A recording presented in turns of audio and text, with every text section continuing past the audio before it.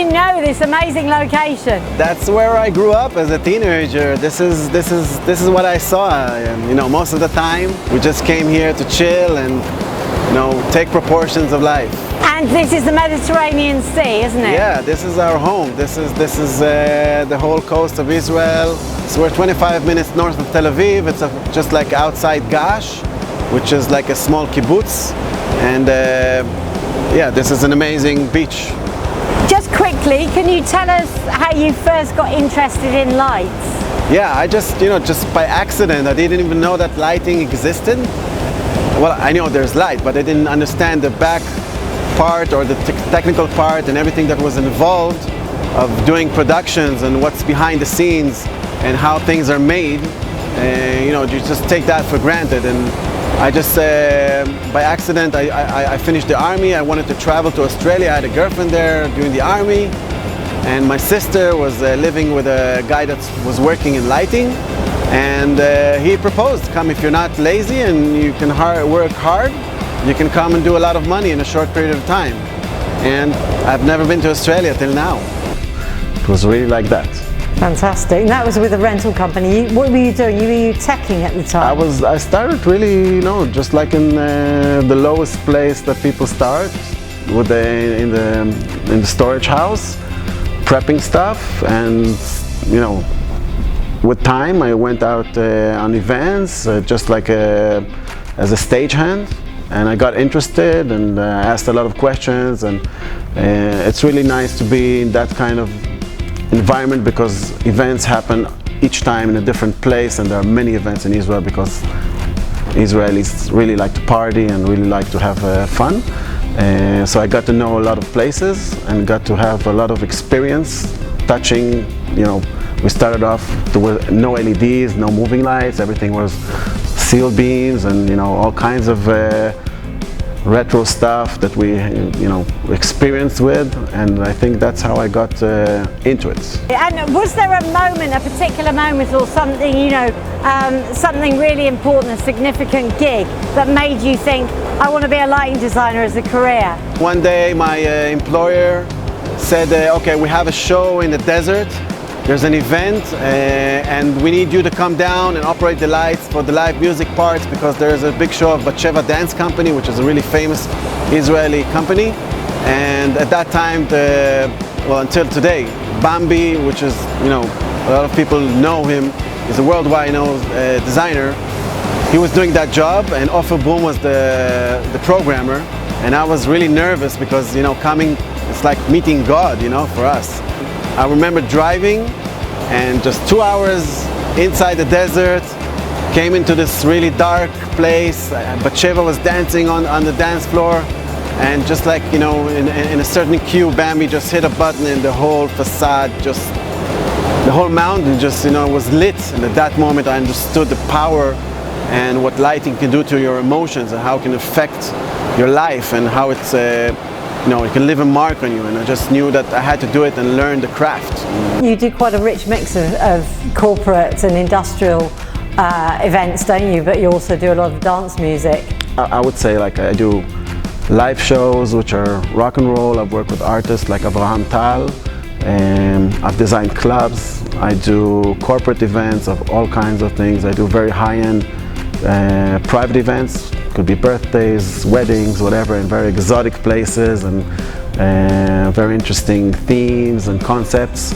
Do you enjoy the mix, the whole mix of all of that? I enjoy it very much because it's, you know, it's I have a very interesting life. I want to talk a little bit about your work with Black Coffee. The Grammy award-winning Black Coffee, in fact, even. Yeah. I mean, he's grown to be an international star over the last 5 years. Yeah. I know you've designed several shows for him. What's it like designing lighting? How do you approach it?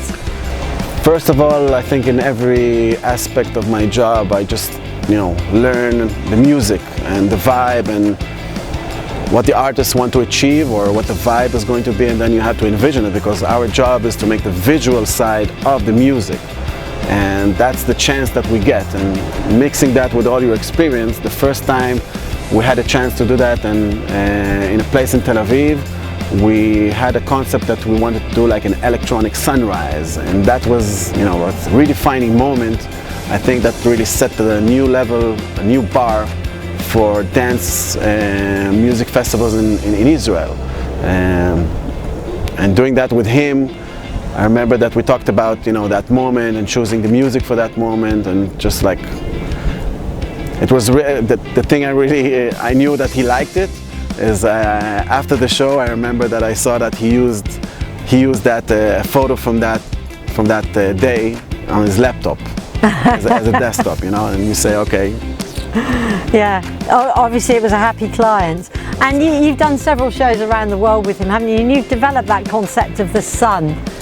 Yeah, we did, the last show we did, it was in London. It was in a place called Drum Sheds, which was one of the last shows we did there. And it was, you know, like after London opened, after the pandemic, and we had, you know, every show has a potential to become something unforgettable. This is something that live music and live events, that only happens there, right? You know that anybody in the industry knows that either it happens or or not so much. And you get that potential, you know, that you're working up for that show, and it was really memorable.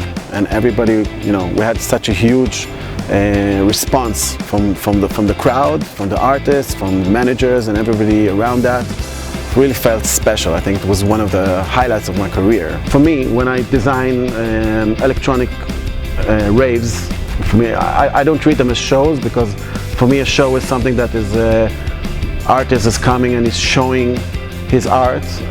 We try to make it more like a rave and have the crowd be part of it.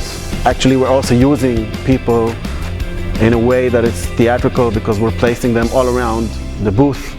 So eventually they're becoming part of the space, and their movement, the way that they react with each other, their energy. And we try to have like to use lighting as a generator of emotions, and we do all the shows live. We don't do any time codes, nothing is planned. We just we have a general idea of what we want to do, but it's more about feeling, and it's more about coming to a show really focused on the energy that you want to provide. Looking back over your career, and I know there's many highlights, yeah. But are there like one or two memorable moments that stand out that you could possibly share with us? The most recent one was during pandemic, when we were all shut down and we couldn't do, you know, we felt, the government said we're not essential anymore, or we're not essential, and we had a lot of, you know, deep feelings about, okay, is this coming back? We didn't know what's going on, and there was a special demonstration that a family called Nacht initiated with a producer called Tali Yacobi, which they did during pandemic. We couldn't do any rock shows, right? So what they did is they used a demonstration using rock stars from all genres in Israel, and we did a demonstration rock show during pandemic, center of Tel Aviv Park.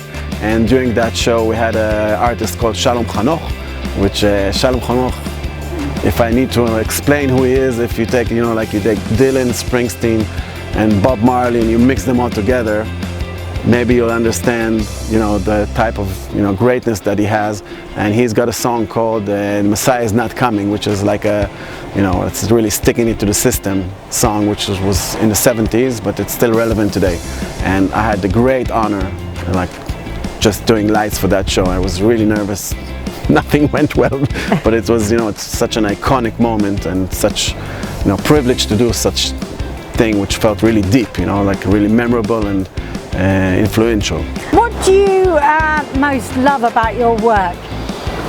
I get to dream and execute, or, you know, make my dreams come true together with a lot of people. It's about teamwork.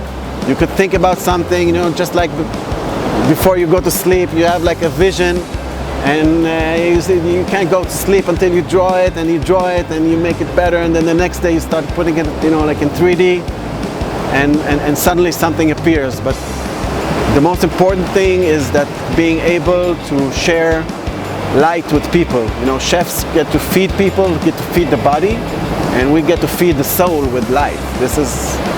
That's what I love it most. You know, I'm really appreciative of that. And is that why we need light in our lives? I think we cannot live without, you know, first we have to have light in order to be alive. You can see, well, now it's gone, but this will come back tomorrow.